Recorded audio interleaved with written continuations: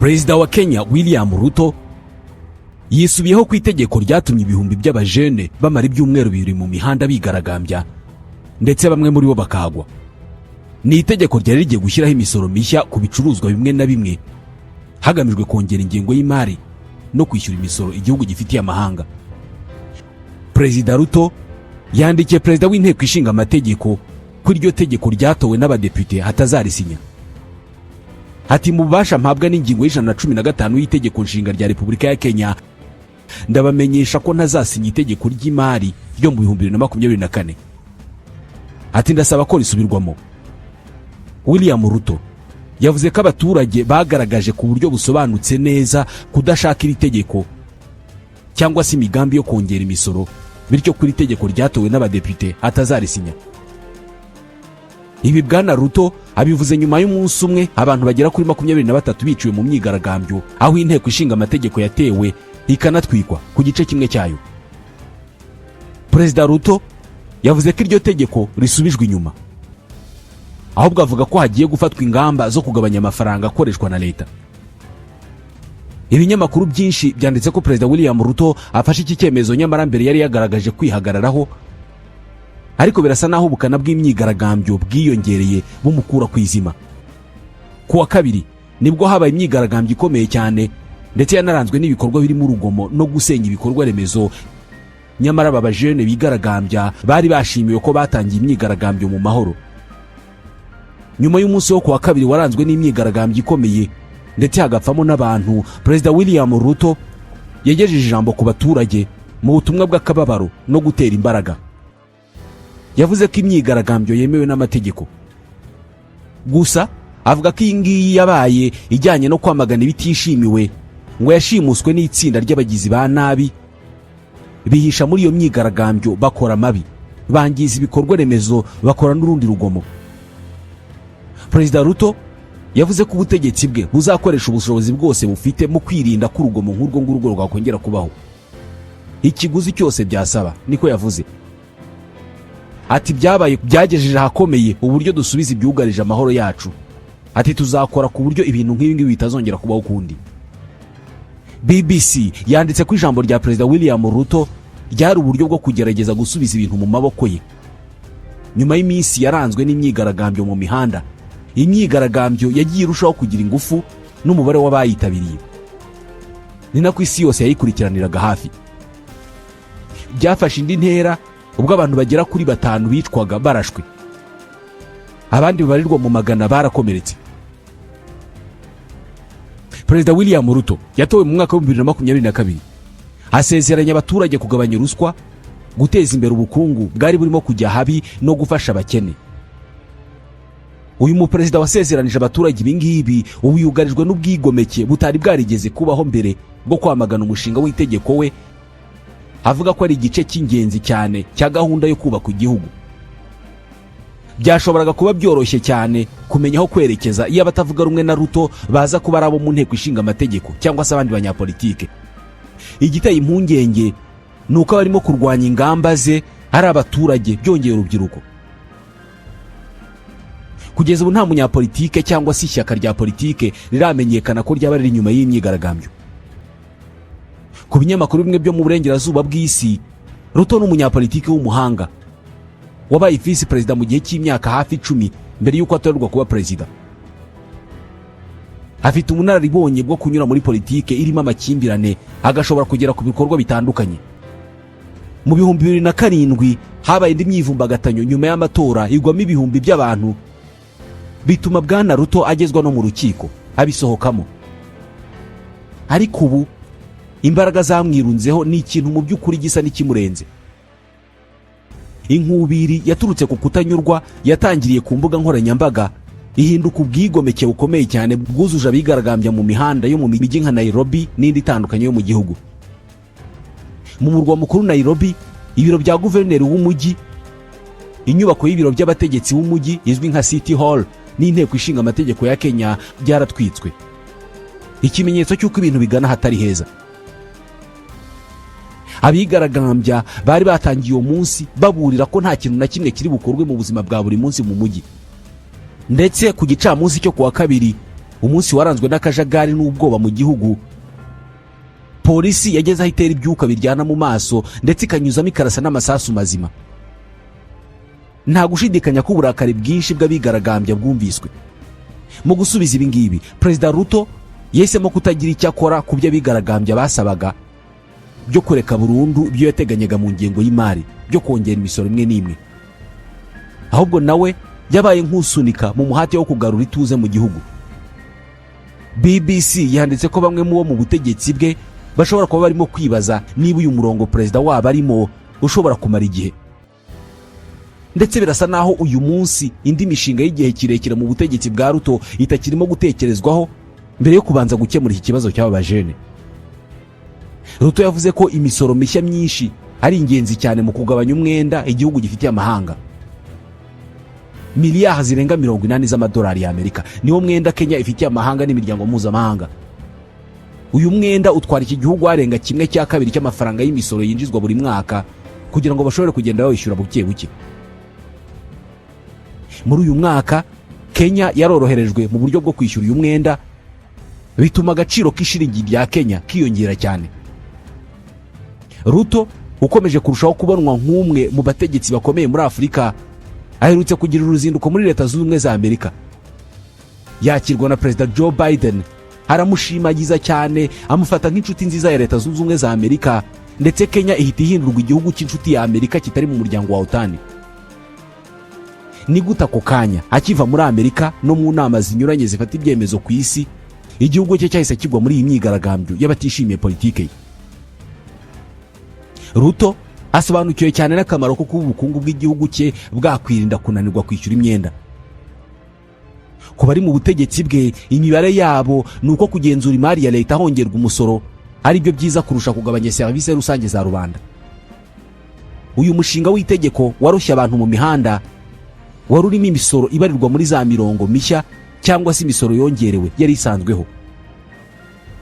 Ni imisoro ku bintu bitandukanye nko gutunga imodoka, kohererezanya amafaranga ndetse n'imisoro ku bikoresho by'isuku byifashishwa n'abagore mu gihe cy'imihango. Iyi misoro myinshi yateje impaka cyane, ubu yamaze gukurwaho nyuma yo kwiganiraho n'abaturage. Gusa ibi ntibyakuye abantu mu mihanda. Impaka ku ngengo y'imari nazo zakurikiye izindi ngamba zo kuzamura imisoro zazamwe na Ruto, zirimo nko kongera imisoro ku kwivuza no ku macumbi ahendutse. Hari n'imisoro ku bintu nkenerwa bya buri munsi nk'imigati ndetse n'ibindi. Mu bigaragambya hari abadasaba gukuraho imisoro byonyine, ahubwo bajya kure bagasaba ko William Ruto agenda akava ku butegetsi. Benshi begeka kuri ruswa ibibazo by'imari igihugu gifite. Abari imisoro baragaragaza ko bafite amakenga yo kwishyura iyindi misoro kubera ko bavuga ko n'ubundi misoro batanga nta kizamarira igihugu kubera ruswa. Nta cyizere bafite ku gukorera mu mucyo kwa leta. Inkuru ya BBC iravuga ko bishoboka cyane ko igicucu cyahise ya Perezida William Ruto gishobora kuba ari nacyo gituma umwanya ari mu uyu munsi ugorana kurushaho. Nibyo ni Perezida mushya ufite ibitekerezo n'imigambi myiza ku ngingo zitandukanye zirimo kwibanda ku ngufu zitangiza ibidukikije no kwikoranabuhanga. Rwose ibi bitekerezo bye ni byiza, bigambiriye kwerekeza Kenya aheza.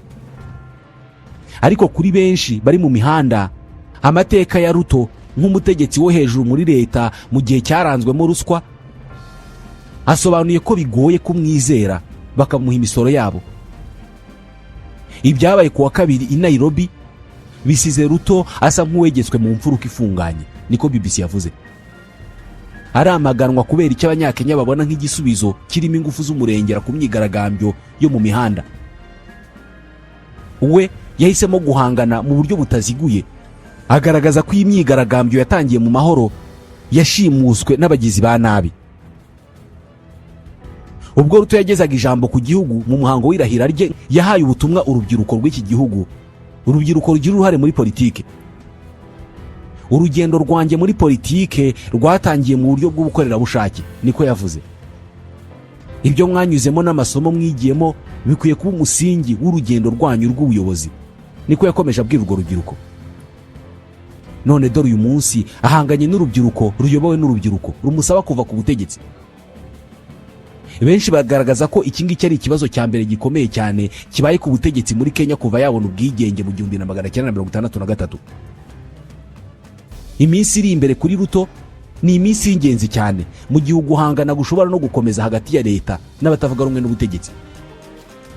Mu mvugo z'agashinyaguro, Abanyakenya barakomeza kugereranya Ruto na Zakayo uvugwa muri Bibiliya. Uyu nguyu yari umusoresha utarahagaga imisoro kubera ko yahoraga ashaka byinshi. Ibi ngibi babihera ku kuba kuva Ruto yatorerwa kuyobora Kenya mu 2022 yarashyizeho imisoro myinshi mishya ndetse n'iyari ihari akayitumbagiza. Muri Kenya rwose benshi bamwise Zakayo. Abanyakenya benshi bavuga ko Bwana Ruto ngo yabahemukiye cyane ku byo yari yarabasezeranije ubwo yiyamamazaga. Iyi myigaragambyo irakomeye ku buryo bisa naho abantu benshi bakomeye muri Kenya bafite icyo kuyivugaho. Nk'ubwo wahoze ari perezida wa Kenya Bwana Uhuru Kenyatta yavuze ko ababajwe cyane n'ibyabaye mu myigaragambyo, gusa ati ni uburenganzira bwa buri munyakenya kwigaragambya. Mu minsi yashize Perezida Kenyatta yumvikanye atavuga rumwe na Perezida William Ruto. Mu itangazo ibiro bye byasohoye, Kenyatta yagaragaje ko ashaka kwibutsa abategetsi bose ko batowe n'abaturage. Kumva abaturage ntabwo ari amahitamo, ni inshingano mwahawe n'itegeko nshinga. Mu buryo bweruye Bwana Kenyatta ari ku ruhande rw'urubyiruko rwigaragambya. Abategetsi bagomba kumenya ko ubutegetsi n'ububasha bafite babihabwa n'abaturage, niko Kenyatta yavuze. Kenyatta yavuze ko urugomo ku ruhande urwo ari rwo rwose atari igisubizo ku bibazo biriho. Ati ndasaba ubutegetsi kuvugana n'abaturage. Abantu 160 ubu ngubu barimo baravurirwa mu bitaro bya Nairobi byitiriwe Jomo Kenyatta. Ibi bitaro byaguyemo abandi bantu 4.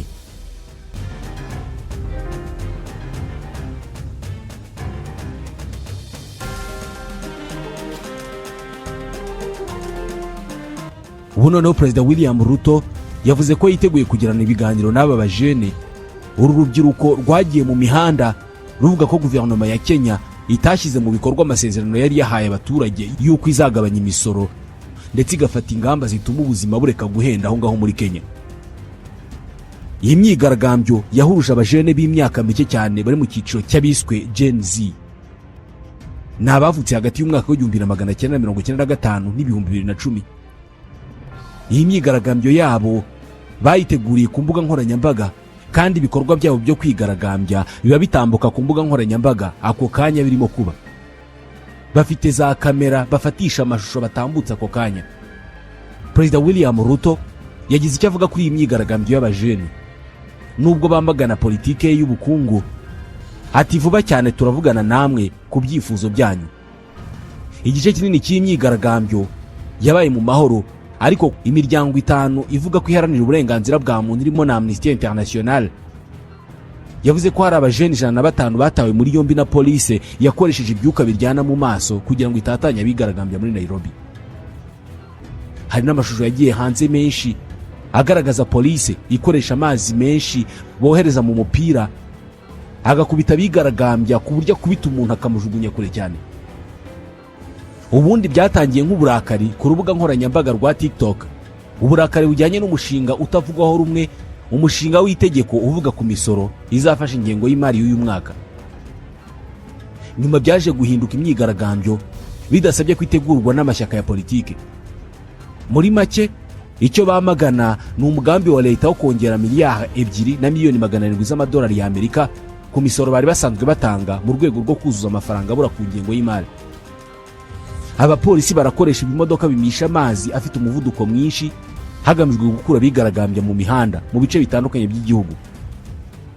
Abigaragambya bavuga ko izamurwa ry'imisoro rizazambya cyane ubukungu bw'igihugu kandi rigatuma abanyakenya bari basanzwe babayeho bibagoye barushaho guhendwa n'imibereho.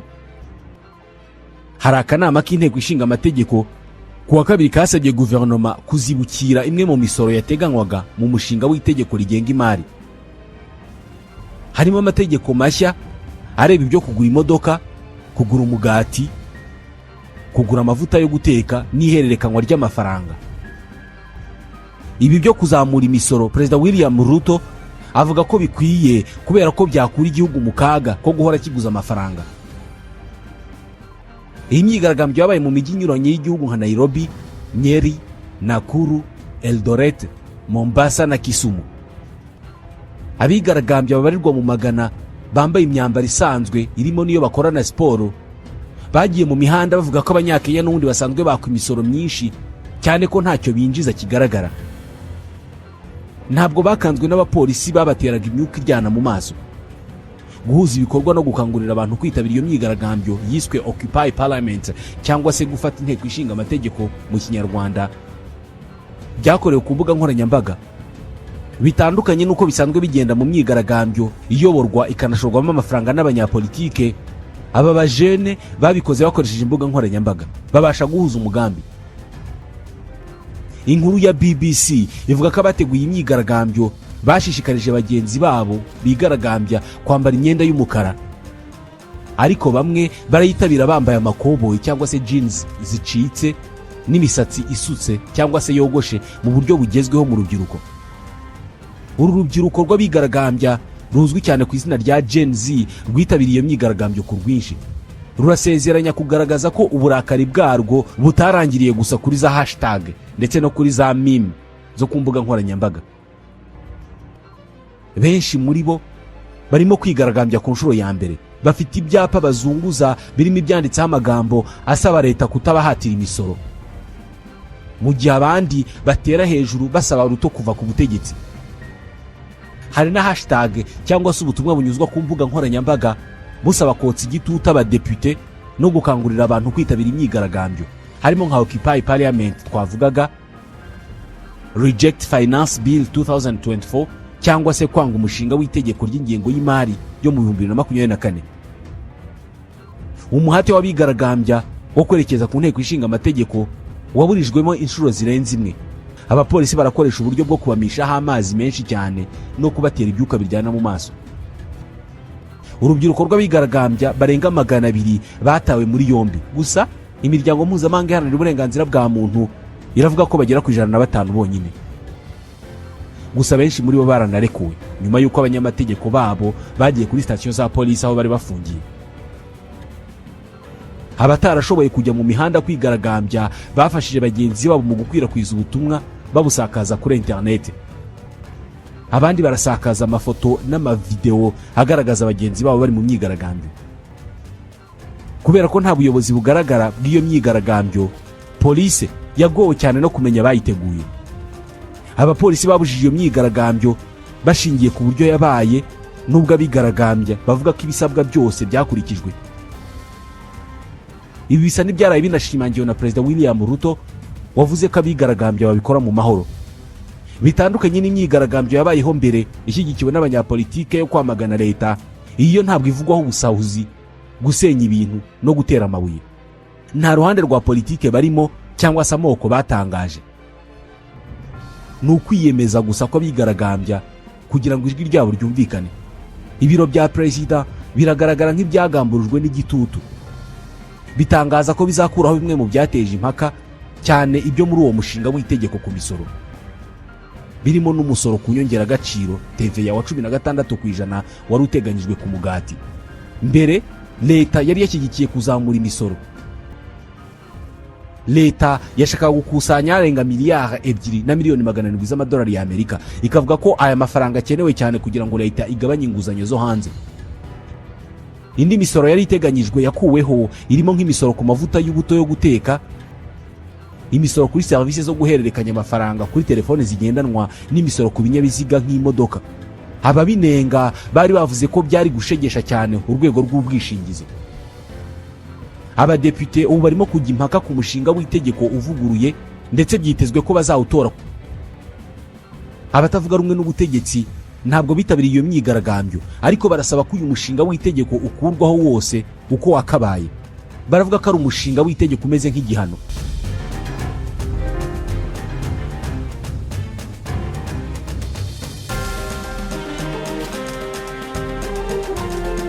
Indi hashtag cyangwa se ubutumwa burimo gukoreshwa ku mbuga nkoranyambaga n'izi mpirimbanyi ni Unfollow Ruto. Ni ugushishikariza abantu kureka gukurikira Perezida William Ruto ku rubuga nkoranyambaga rwa X. Ni mu rwego rwo kumwotsa igitutu ngo areke uwo mushinga w'itegeko. mu minsi mike ishize David Ndii, umujyanama wa perezida Ruto, yapfobeje cyane mu buryo byavuzwe ko butarimo ikinyabupfura ibyo bikorwa byo ku mbuga nkoranyambaga za internet byatangiriye kuri TikTok. Gusa nyuma y'uko abigaragambye bagaragaje ko bafite imbaraga, yemeye igikorwa bagezeho. Nyuma y'uko imbanzirizamushinga y'iryo tegeko ku misoro itangajwe, abakoresha urubuga nkoranyambaga rwa TikTok batangiye gutangaza video zo gusobanura iyo mbanzirizamushinga. Ni video zahererekanyijwe cyane kuri izi mbuga nka WhatsApp, Facebook, Instagram na X. Izo video zamaraga iminsi zihererekanywa cyane, zibifashijwemo n'abakurikirwa cyane ku mbuga nkoranyambaga bo muri Kenya, babita aba influencers. Nabo bazisangizaga babakurikira. Amwe mu mayeri yatumye abadepute babishishikarira cyane ni urutonde rwa nimero zabo za telefone rwatangajwe ku mbuga nkoranyambaga. Rwari ruherekejwe n'ubutumwa buvuga ngo ohereza ubutumwa bugufi kuri depite wawe uhagarariye akarere kawe. Ni imyigaragambyo yari ku rundi rwego. Abigaragambyaga boherezaga message kuri telefone z'abadepute bababwira ko batishimiye uyu mushinga w'itegeko. Abadepute ntabwo bigeze bamenya uko nimero za telefone zabo zagiye hanze. Nka Depite Stephen Mule yabwiye ibitangazamakuru byo muri Kenya ko telefone ye yari yuzuye ubutumwa burenga 30,000 bw'urubyiruko rw'abanyakenya bamusabaga kwanga uwo mushinga w'itegeko. Abandi badepute nabo binubiye cyane ko telefone zabo zari zahindutse nk'izidashobora gukoreshwa kubera umubare w'ubutumwa bari barimo bakira. Ibitangazamakuru byo muri Kenya byanagarutse cyane ku biganiro byaberaga ku mbuga nkoranyambaga, bituma ibyo byongerera ijwi imyigaragambyo n'ibibazo bijyanye n'ikiguzi cy'imibereho.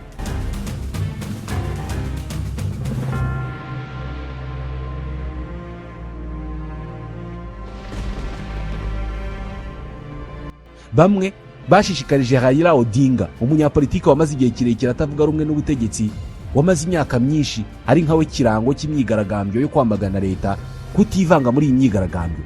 Bati rwose guma hanze y'ibi bintu. Nawe yarabyemeye, atangaza ku mbuga nkoranyambaga ati uyu munsi ndi umupapa ufite ishema ryinshi. Ati bagize neza abo bose bagize ubutwari bwo guharanira uburenganzira bwabo. Abanyamakuru batandukanye muri Kenya baragaragaza ko iyi myigaragambyo yahinduye politiki ya Kenya mu buryo butari bwarigeze kubaho mbere. Leta ya Kenya imaze igihe kirekire ifite ubwoba ko imbuga nkoranyambaga zishobora gukoreshwa mu gushyigikira ukutumvikana, ndetse yanasabye ko inzego zigenzura izo mbuga nkoranyambaga zishyiraho ubugenzuzi bukaze kurushaho. Ndetse Kenya ni kimwe mu bihugu bifite abantu bakoresha TikTok cyane ku isi. Mu kwezi kwa gatatu muri uyu mwaka, Minisitiri w'ubutegetsi bw'igihugu yavuze ko ashobora kuzagabanya ikoreshwa rya TikTok, ayishinja gukwirakwiza ibintu bibi. Izi mbuga nkoranyambaga zaba zamaze guhindura uburyo abantu bakoraga imyigaragambyo.